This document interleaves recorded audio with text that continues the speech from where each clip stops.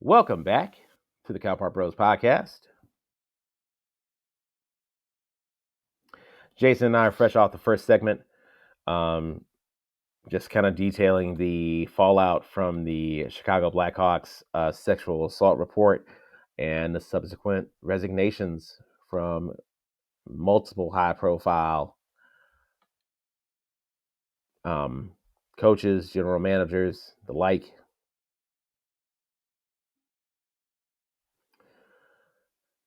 In the second segment, we're going to be talking about a not so Super Tuesday. And for some of you around the nation, today is election day. That it For, is. for us in Illinois, not so much. Here in Indiana, I'm pretty sure they did. Obviously, I can't confirm it, but we're going to talk about that. Jason, did you know 6 states will vote on 24 statewide ballot measures in today's elections? Honestly, I did not. I was unaware of this until I was searching articles, searching the interwebs for things to talk about today. And that's when I discovered a CNN article that mentioned that, and I was kind of like, huh, I should put this in the hopper. And here we are talking about it for episode 29. So, but no, I did not know that. Yeah, I'm referencing an article from CNN, Veronica Strakalersi, just actually from yesterday. Voters will decide Tuesday on key issues that could have national implications related to policing, election reform, and some proposals authored in response to COVID-19 restrictions. During this off election year, a combined 24 statewide ballot measures are up for consideration in 6 states: Colorado, Maine, New Jersey, New York, Texas, and Washington, according to the National Conference of State Legislatures. First up is Texas, because, it wouldn't be election day without some fun stuff from the wonderful state of Texas. Proposition 3. And what I noticed with Texas is that a lot of theirs are COVID flavored.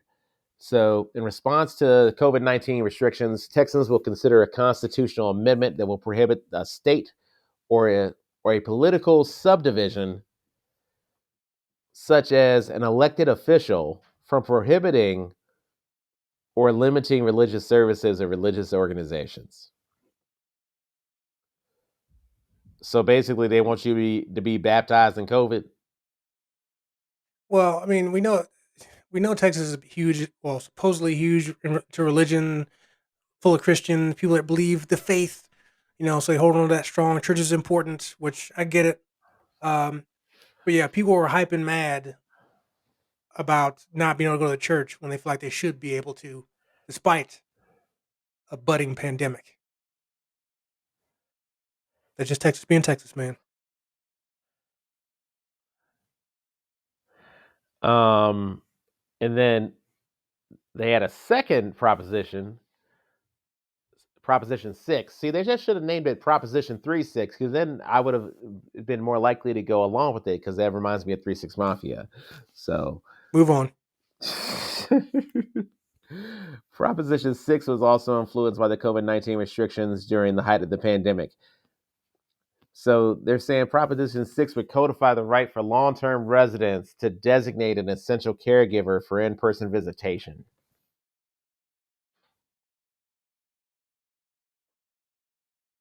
I can see that.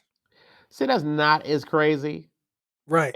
as Proposition 3, because I'm like, well, shit, somebody got to be your essential caregiver, right?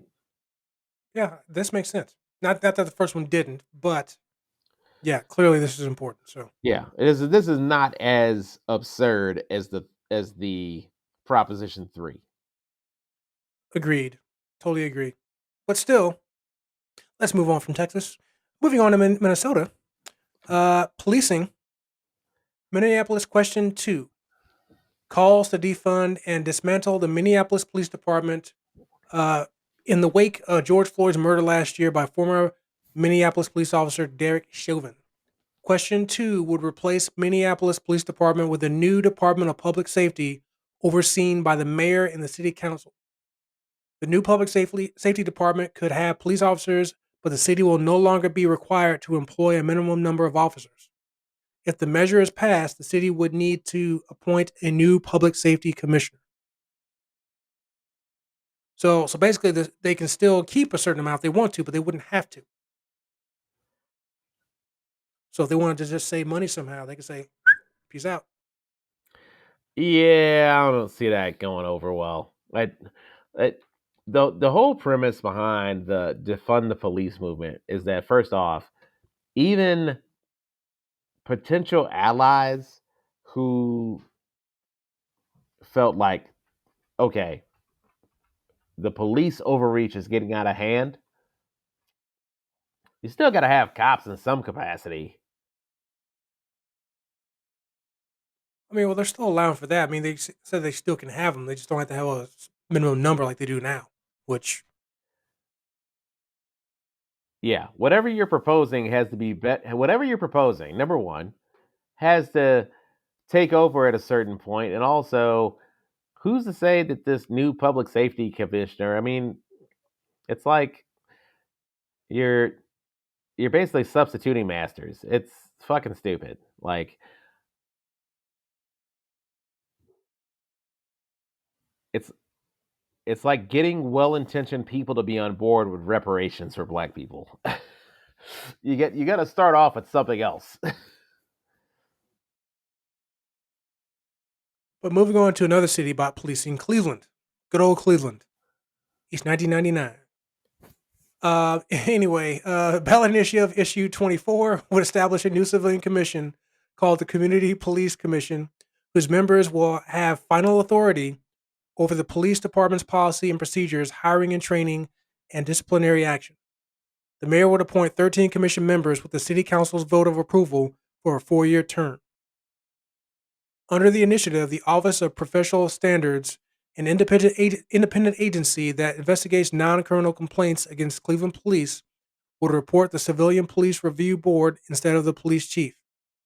The agency would also be allowed to expand its investigations beyond what is in the complaint. All right. So basically, taking some of the power away from the police, not defunding them per se, just taking some of the power away. So interesting. Yeah, yeah. That shit sounds real good on paper. I'm not sold. Tackleberry's still gonna be running shit until further notice. Sorry, kids. Oh, Eugene. All right. But you mentioned reparations earlier. Speaking of which, Detroit, Detroit, Proposal R. A yes vote on Proposal R would be in favor of the Detroit City Council establishing a task force that would recommend housing and economic programs that address historical discrimination against the black community in Detroit. The City Council has been behind Proposal R, with President pro tempore Mary Sheffield saying in a statement that will help move the conversation from talk to action and towards making amends for the most egregious discriminatory and racist practices of the past. Ultimately, this is about repairing the damage done to the African American community and leveling the playing field so the aggrieved have an equal and real opportunity for success and a better quality of life, she said. Yeah, we'll see if that actually passes. So basically, 40 acres and a mule, minus the mule. Yeah. Don't bet on it. Speaking of betting, in New Jersey, question number one asked New Jersey voters to allow whether to allow betting on college sports. Currently, sports betting on college events in the state of New Jersey and on college events in which New Jersey teams participate is prohibited. The resolution to add the question to the November ballot was approved by New Jersey's legislature with a vote of 36-1 in the Senate and 74 in the Assembly. Democratic Senator Parsarlo, one of the resolution's main sponsors, said that New Jersey has become the country's biggest sports betting market, and we need to support and sustain this growing market that is fast becoming a significant part of our regional and state economies. That basically means March Madness right around the corner. Sure is. I have never been more glad that that name and likeness initiative took off because before Senator Paul Sarlo starts to count all his coins, he needs to make sure put a percentage in the hands of the players. That's all I'm gonna say. First of all, they're already making their money, sir. That's the whole point of name, image, likeness. Now they can make money off of their name, image, and likeness. So they can get that cash, son. They can get that cash. Got to get the cream. Got to get the money. And athletes are taking advantage of that, FYI. So good for them. But so when we discussed this yesterday, when it comes to, of course, we talked about the measures here in the article that we just talked about. But we also talked about, do people really care on these off election years when it comes to not the presidential elections that happened every 4 years, like last year in 2020? Voting numbers would say that people don't. I will admit that I didn't vote today. Indiana definitely had elections, I believe. I didn't vote. Honestly, the only reason I even knew that today was an election day is because the job let us off early so we can vote. I'm like, oh, okay. And instead, you went to a barbecue. Uh, Seeing how it's November, I did not. That'd be nice though. Oh, are you not going to throw it in there? Any condescending vegan comments? You're not going to throw anything in there? No. I'm taking a week off from those. Oh, only a week? Okay, thanks. Hell, I might Uh, take all of November off. like Donald Trump did. Uh, or is that George Bush? I'm sorry, I forget. Which was it? Was it both of them? Anyway, um, moving on. But yeah, so but I will tell you though that, and I'll throw it to you here in a minute, that yeah, I didn't vote, and even if I had known it was an election, I probably still wouldn't have. Um, Now, even though I vote for every single presidential election that I've been eligible for since 2000, I voted for in all of them. But that consistency isn't there. That same energy isn't there when it comes to those off elections, like this one. Which people might say something about that. I don't know. But what are I your mean, thoughts on that? I mean, so how long have you been living in your current state? Uh, as of September, 4 years. So a little over 4 years now. Okay, so one presidential cycle. Yep. So,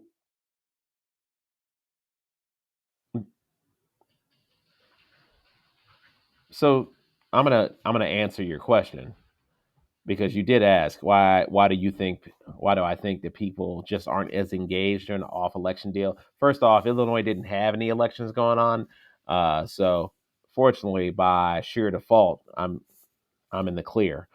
Um, One thing I noticed is that a lot of referendums that I've noticed are typically tied to a either a presidential election year or a midterm election year. And why is that? Because they know for a fact turnout's going to be better.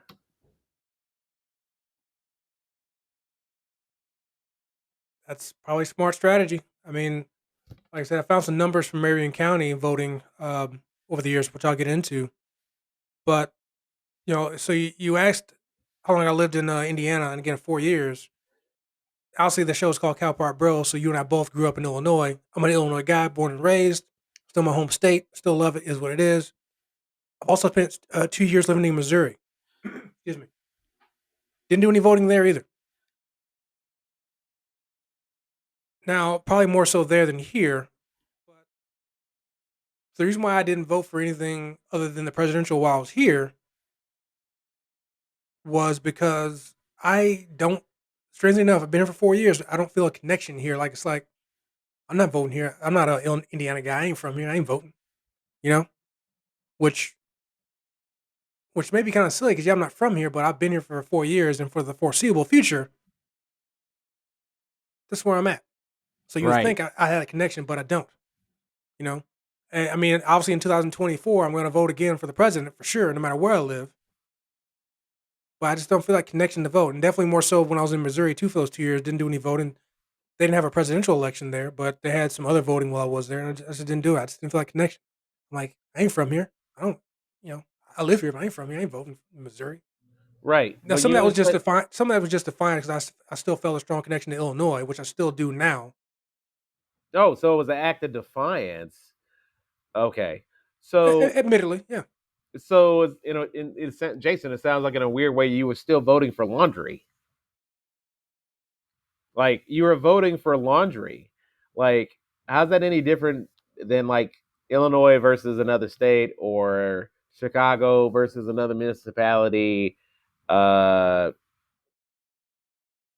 like objectively, you live in the state, and what happens in the state, and more importantly, what happens in your local municipality, like it doesn't get more local than that, than right around the corner. So my question is, when locally the stakes have never been higher, what would it take for you to be more engaged on that level? Now, I will say that, well,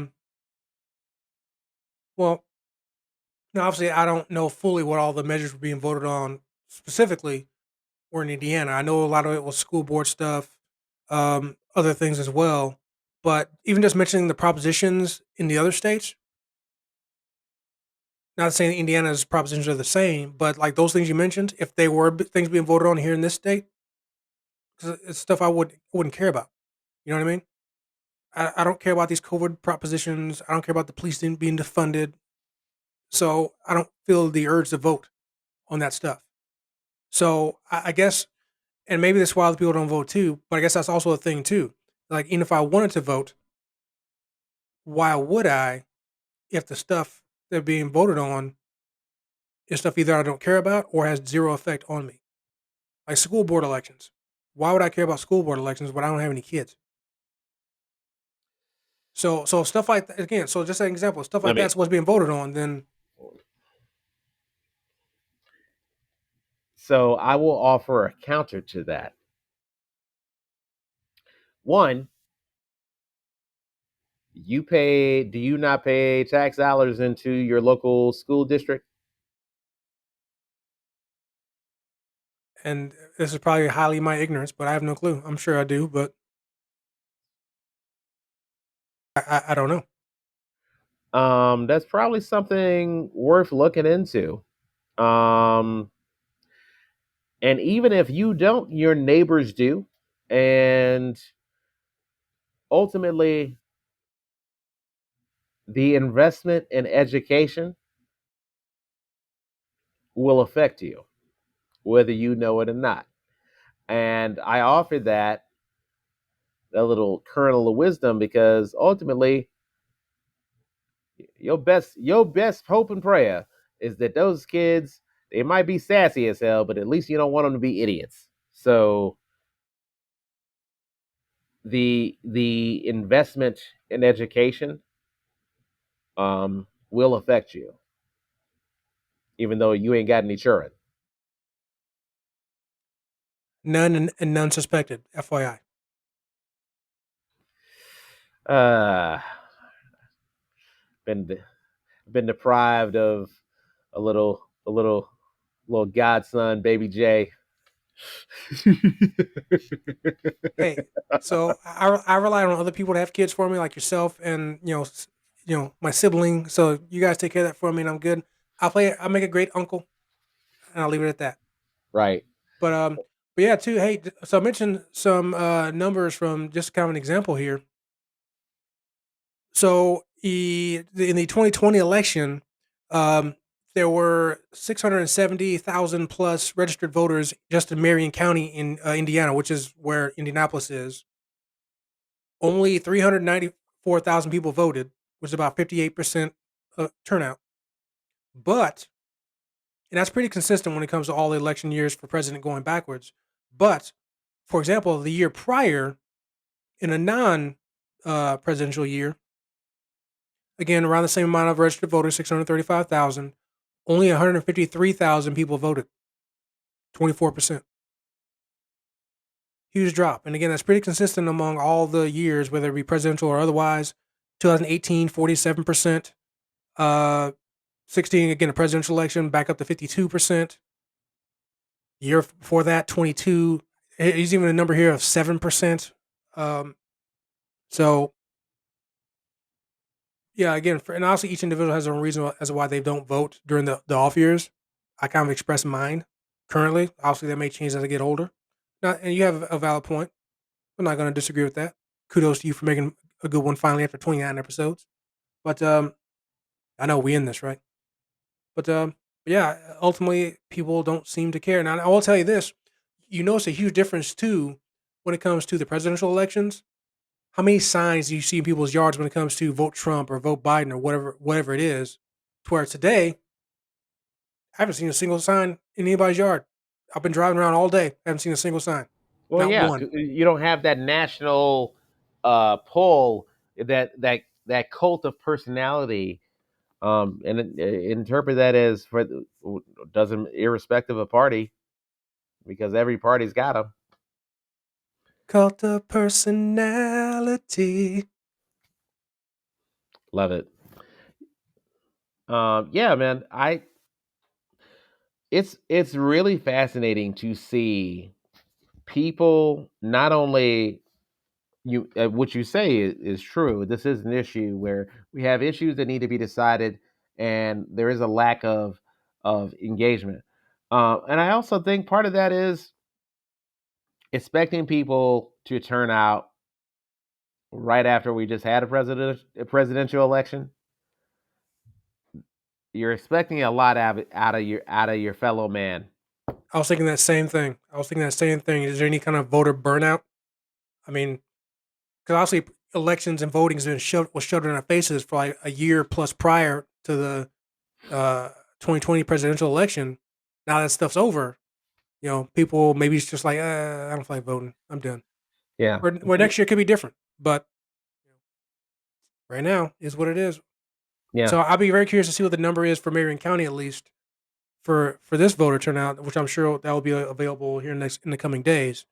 But it'll probably be back to the same 20 something% that it was, in previous non-president election years. yeah. And I'm sure there's entire political research that has made some of these initiatives where the people that are actually putting them on the ballot have strategized saying, oh, yeah, we know how to win because we know what turnout is like on an off election year. You know what I'm saying? Exactly, exactly. So, We could have looked into all that research. We could have looked it up and brought it up to you on the show. But guess what? As I stated before, we're not a political show. Politics will never be one of the tenets of topics of this show. hashtag. But we felt this was important to bring up, seeing as how, like we said, today is an election day for many states across the country. So we figured it would be very appropriate to bring it up. Cool. Well, Jason, thank you for just sharing your thoughts. I thought it was a very important discussion to have. That concludes segment 2 on Not So Super Tuesday. Coming up next, we're going to be covering whether or not the Atlanta Braves should be allowing the chop signal. Coming up next on Cal Park.